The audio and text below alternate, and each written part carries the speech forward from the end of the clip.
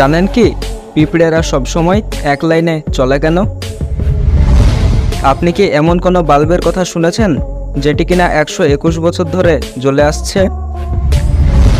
এমন একটি রেস্টুরেন্ট রয়েছে যেখানে আপনি খাবার খেতে গেলে আপনাকে সমুদ্রের 16 ফুট গভীরে যেতে হবে। তো ফ্যাক্টগুলি জানতে অবশ্যই ভিডিওটি শেষ পর্যন্ত দেখতে থাকুন।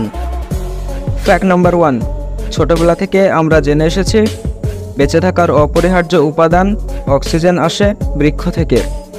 সালোক সংশ্লেষ প্রক্রিয়ায় বৃক্ষের উৎপাদিত অক্সিজেনেই বেঁচে আছি আমরা।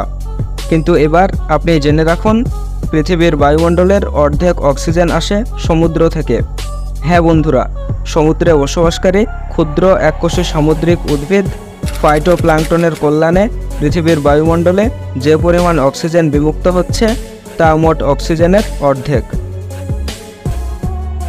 ফ্যাক্ট নাম্বার 2, যদি মস্তিষ্কই হয়ে থাকে কোনো প্রাণীর বুদ্ধিমত্তার পরিমাপক, তাহলে অক্টোপাসই সবচেয়ে বুদ্ধিমান প্রাণী, কারণ এদের মস্তিষ্কের সংখ্যা 9টি। তাছাড়াও অক্টোপাসের রয়েছে 3টি হৃৎপিণ্ড, একটি শুধুমাত্র ফুলকা বা শ্বসন যন্ত্রের জন্যে, একটি আছে কেন্দ্রীয়ভাবে সব কিছুর জন্যে এবং অপর একটি হৃদযন্ত্র শুধুমাত্র অক্টোপাসের পাগুলোর জন্যে। ফ্যাক্ট নাম্বার 3, পিঁপড়েদের চলাফেরা ভারী অদ্ভুত। এরা দল বেঁধে সারিবদ্ধভাবে চলে। প্রথম পিঁপড়ে যে পথে যায় অন্যরা সেই একই রেখা অনুসরণ করে চলে, এক চুলও এদিক সেদিক হয় না। কিন্তু পিঁপড়েরা এই সামাজিক চলাফেরা কিন্তু শুধু চোখ দেখে করে না, চোখে দেখে এতটা সূক্ষ্মভাবে অগ্রগামীকে অনুসরণ করা সম্ভবও নয়। এর পেছনে রয়েছে অন্য কারণ।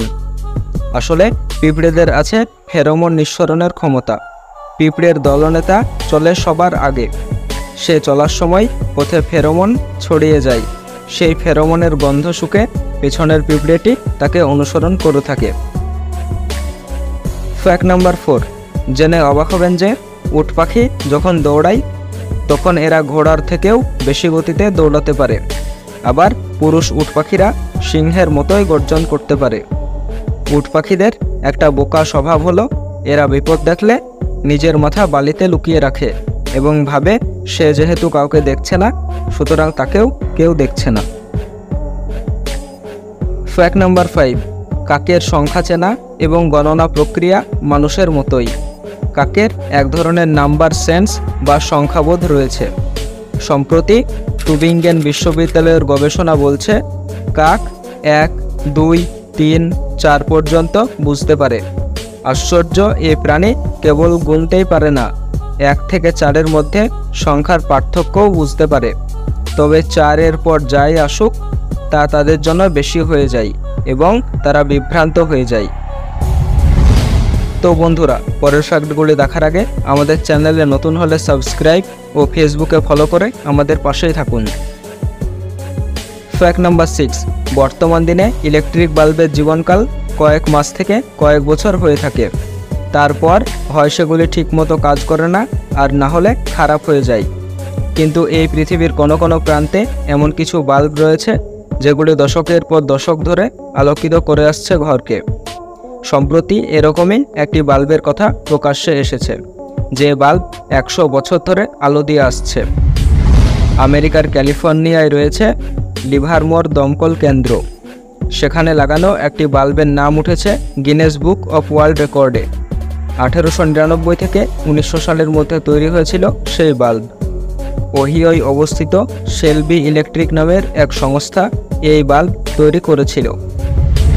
1901 সালে লিভারমোর দমকল বাহিনীর অফিসে সেই বাল্ব লাগানো হয়েছিল।